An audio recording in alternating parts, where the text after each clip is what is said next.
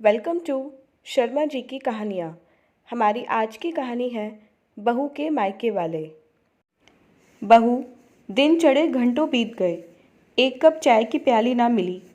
सो गई हो या भूल गई हो?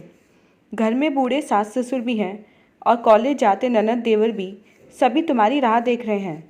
जल्दी करो। विमला देवी बोलते हुए बहू पूजा के कमरे में दाखिल हुई।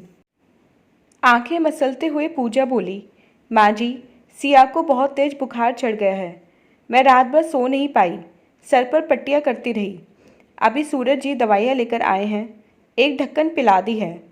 एक मदद चाहिए, आप या निशा दीदी इसके पास बैठकर ठंडे पानी की पट्टी करें। तब तक मैं रसोई का काम ख़त्म कर लेती हूँ। हैं, तुम्हारा दिमाग खराब हो गया क्या? निशा यहाँ बैठेगी या अपने कॉलेज में जाकर पढ़ेगी लिखेगी? और मैं यहाँ कमरे में बैठकर क्या करूँगी? पूजन पाठ मंदिर कौन करेगा? और तुम्हारे बाबूजी के सुबह सुबह के प्रवचन कौन सुनेगा? चलो, छोटी बच्ची है, सो रही है, तुम अपना काम निपटा लो, फिर आकर पट्टी करती रहना। ऐसे माँ बेटी के बीमारी के बहाने तो जीवन में चलते ही रहेंगे। माँ जी, ये आपकी पोती है, आप कैसे अपनी जिम्मेदारियों से मुंह फेर सकती हैं? थोड़ी दया कीजिए, मैं जल्दी ही सारा काम निपटाकर आती हूँ। तब तक आप इसके पास बैठी रहें, वरना डरकर चिल्लाने लगेगी। बहू, बच्चे हमने भी पाले हैं, मेरी एक बात समझ में नहीं आती। जरा सा सर्दी जुकाम बुखार हुआ नहीं कि तुम घर रसोई की जिम्मेदारियों से बचने की कोशिश करती हो। अरे बच्चे हैं, हर चौथे पाँचवें दिन कुछ न कुछ होता ही रहता है। तो क्या हम इनके पास ही बैठ जाएंगे? और ज़्यादा है ना तो अपने मायके से अपनी बहन को बुला लो, मगर हमसे कोई उम्मीद न रखना। आप जाओ, जाकर रसोई संभालो। पूजा की आंखों में आंसू आ गए। आखिर वह भी एक माँ थी, अपने बच्चे को दर्द में तड़पता छोड़ कैसे चली जाती? फिर भी ना चाहते हुए भी पूजा रसोई में काम निपटाने चली गई। कहने को घर में इतने सारे लोग हैं, मगर काम सिर्फ बहू के हिस्से में आता है। क्यों? और जब भी मदद चाहिए हो तो अपने मायके वालों को बुला लो। ऐसा नहीं है, कितनी बार उसे बुलाना भी पड़ा है। पूजा के माता पिता पास के गांव में रहते हैं, 2 बहनें और एक छोटा भाई है, सभी पढ़ रहे हैं। जब भी उसे ससुराल से मायके जाना होता तो सास विमला जी कहती, अपने पिताजी भाई को बुला लो, बेटियां मायके बिना लिवाए बुलाए नहीं जाती। मगर दूसरा पहलू यह था कि हमारा खर्चा नहीं होना चाहिए। ससुराल से मायके आने जाने का सारा खर्चा पिता और भाई ही उठाते। साथ में जब भी लड़की के ससुराल आते, गांव से ताजे फल सब्जियां दाल चावल फ्री में मिल जाते। 7 माह की गर्भवती हुई तो बोल दिया, अपनी बहन को बुला लो। बेचारी अपनी बहन की देखभाल कम पूरे घर का काम करती, रसोई बनाती। सास और ननद दोनों मिलकर उस पर हुक्म जमाती चलाती। सिया होने के 4 महीने तक उसकी माँ ने ससुराल आकर उसकी देखभाल की। सिया की मालिश, नहलाना, उसकी लंगोटियाँ बदलती। तो दूसरी तरफ सास बस अपने घुटनों को लेकर बैठी रहती और उन्हीं की हम उम्र मेरी माँ सुबह से शाम तक हम माँ बेटी की देखरेख में लगी रहती। जल्दी जल्दी खाना बनाते हुए अचानक से मोबाइल की घंटी बजी। उसने फ़ोन उठाया तो देखा बहन वंदना थी, जो बोली, दीदी, रविवार को आरती और सुलभ की ओलंपियाड की परीक्षा है। हम लोग अगर आपके घर शनिवार की रात को आ जाएं तो हमें बड़ी आसानी होगी सेंटर तक पहुंचने के लिए।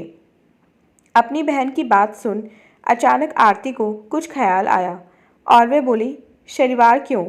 अभी 1 घंटे के अंदर तुम सब लोग मेरी ससुराल आ जाओ। और सुन, माँ बाबूजी को भी लेकर आना, उन्हें बहुत दिन हो गए छुटकी से मिले हुए। उसकी तबीयत भी ठीक नहीं है, तुम सब आओगे तो उसे अच्छा लगेगा। अच्छा सुन, एग्ज़ाम वाली बात मेरे घर में किसी को पता न चले। मायके में आरती की बहुत पूछ परख थी, सभी भाई बहन उसे बहुत मानते थे, उसका आदेश कभी नहीं टालते। इसलिए वंदना ने हाँ में हाँ मिलाकर फ़ोन रख दिया और पहुंच गए सभी लोग उसकी ससुराल। अचानक अपनी बहू के मायके वालों को देख विमला देवी सकपका गई। अरे, आप लोग बिना बताए? तभी पूजा रसोई से भागती हुई आई। आ गए आप लोग, अच्छा हुआ। अरे वंदना, जा, सिया को ठंडे पानी की पट्टियाँ अब तू रख ले। आरती सुलभ, तुम लोग निशा पूरब के कमरे में अपना सारा सामान रख लो, पढ़ना शुरू कर दो। मैं तब तक चाय नाश्ता बनाती हूँ। और माँ, तुम आराम से टीवी पर आस्था चैनल पर भागवत जी सुनो। सबके सामने विमला देवी कुछ नहीं बोली, मगर अपनी बहू के पीछे पीछे रसोई में पहुंची और बोली, बहू, ये क्या तमाशा है? तुम्हारे मायके वाले यहाँ क्यों आए हैं? माँ जी, थोड़ी देर पहले ही तो आपने कहा था कि अपनी बहन को बुला लो, तो मैंने बुला लिया। अरे मैंने तो ऐसे ही बोल दिया था, और बहन को बुलाना था तो बहन आती, ये पूरा खानदान क्यों आ गया? अब मैं क्या जानूँ माँ जी, आ गए तो भगा तो सकती नहीं हूँ। कुछ ज़्यादा न बोल, चुपचाप चाय पकौड़े बनाने लगी। शाम को सब खाना खा रहे थे तो देखा पूजा के पिताजी शंकर जी दाल चावल के बोरे, झोले भरी हरी ताज़ी सब्जियाँ, फल लिए चले आ रहे थे। बहू, तुम्हारे बाबूजी भी आने वाले थे, तुमने बताया नहीं। माँ जी, मुझे भी नहीं पता था, अब आ गए हैं तो खाना खिला दूँ? विमला जी बहुत ज़्यादा परेशान थी, मगर सबके सामने क्या कहती, और फिर इतने सारे बोरे झोले देखकर कहीं न कहीं लालचवश यह सोच चुप रह गई कि कल तो वापस लौट ही जाएंगे। रात में पूजा विमला सासू माँ के कमरे में आकर बोली, माँ जी, मेरी माँ आपके साथ सो जाएंगी, और बाबूजी का बिस्तर मैंने अपने पिताजी के साथ लगा दिया है, वे लोग हॉल में सो जाएंगे। विमला जी के पति गुस्से से उनकी तरफ घूर रहे थे। ये क्या लगा रखा है? अब मैं अपने ही घर में हॉल में सोऊंगा? यह लोग यहाँ क्यों आए हैं? अब कैसे बताएं कि इन्हीं के कहने पर आए हैं? जी जी, आज रात की बात है, मना मत कीजिए, डरती हुई अपने पति से बोली, क्योंकि उन्हें पता था दिवाकर जी बहुत गुस्से वाले हैं, मगर घर में समधी लोग होने के कारण चुप रह गए। अगले दिन सभी आराम से टहल रहे थे, जिसे देख विमला जी भुनभुनाते हुए पूजा से बोली, बहू, दोपहर होने को आई, तुम्हारे मायके वाले जाते क्यों नहीं? तभी वंदना और आरती तैयार होकर आ गई। पूजा दीदी, हम जीजू के साथ शॉपिंग करने जा रहे हैं, उन्होंने हमें मॉल में ले जाने का वादा किया है। अब हमारे जीजू सालियों को इनका नहीं कर सकते ना। पूजा तो बहुत खुश थी, हाँ ज़रूर जाओ, मगर सासू माँ का मुंह फूल गया। इन्हें शर्म नहीं आती मेरे बेटे की जेब काटते हुए? घर के दामाद से भला कोई पैसे खर्च करवाता है? रात को सूरज अपने साले और सालियों के साथ शॉपिंग करके लौटा तो विमला जी बोली, बहुत देर कर दी, चलो सब लोग खाना खा लो। नहीं आंटी जी, हम लोग तो खाना खाकर आए हैं, आप लोग खा लीजिए, बोल अपने अपने कमरे में चले गए। सूरज बहुत गुस्से में था, धीरे से अपनी माँ से बोला, माँ जरा मेरे साथ चलिए तो। उन्हें अपने साथ छत पर बरसाती वाले कमरे में ले गया और चिल्लाते हुए बोला, माँ ये क्या लगा रखा है तुमने? विमला जी आश्चर्यचकित होकर बोली, बेटा मैंने क्या किया? जो किया है तेरी बीवी ने किया है, उसे जाकर पूछ। ऐसे कैसे? आप ही तो पूजा को हमेशा कहती है ना, अपने मायके वालों को बुला, अपने मायके वालों को बुला। इस बार भी आपके कहने पर ही सभी आए हैं। आपको पता है, लड़कियों ने सूट, टॉप और साले ने शर्ट, वो भी इतने बड़े शोरूम से। मैं तो बहाना बनाकर बाहर बैठा रहा कि मेरा सिर दर्द कर रहा है, मगर उन्होंने पेमेंट के लिए तो मुझे ही बुला लिया। मालूम है, पूरे 6,000 का फटका लगा है मुझे। पीछे से दिवाकर जी भी आ गए।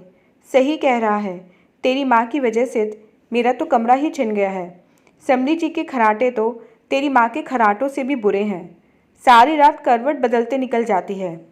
भाई और बहन भी गुस्से से बोले, हमें भी प्राइवेसी नाम की चीज़ नहीं है, सभी सारा समय दखल देते रहते हैं। माँ, सबसे पहले तो इन लोगों को रफा दफा करो। आपके थोड़े से लालच के चलते हम सभी बहुत परेशान हैं। आप और निशा उसकी मदद कर सकते हैं, मगर फिर भी अपनी जिम्मेदारी से बचने के लिए उसकी बहन को बुलाते हैं। भाई और पिता को बहाने से गांव से मिलने वाली चीज़ों के लालच में बार बार बुलाती हो, मगर अब और नहीं। आगे से कुछ भी हो, पूजा के मायके वालों को यहाँ आने की ना कहना, वरना मुझसे बुरा कोई नहीं होगा। रायता आपका फैलाया हुआ है और साफ भी आप करेंगी। वाह, तुम सब तो ऐसे बोल रहे हो जैसे मुझे तो कोई फ़र्क नहीं पड़ रहा।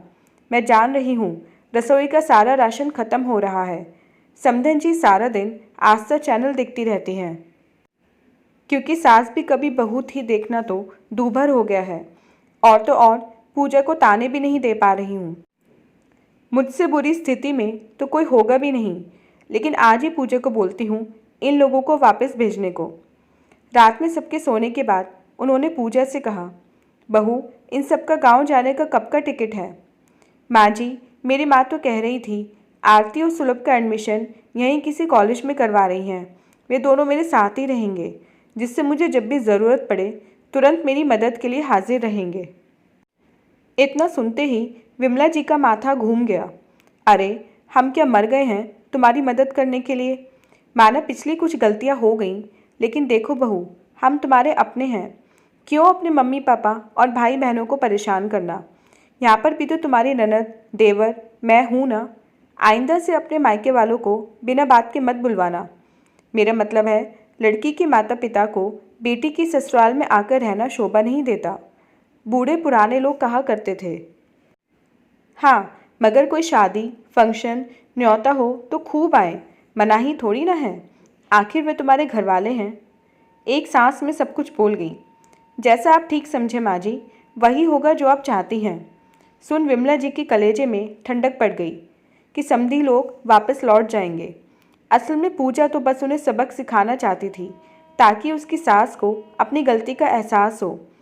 आखिर बहू ससुराल वालों की जिम्मेदारी है, फिर मायके वाले आकर बार बार उसकी मदद क्यों करेंगे?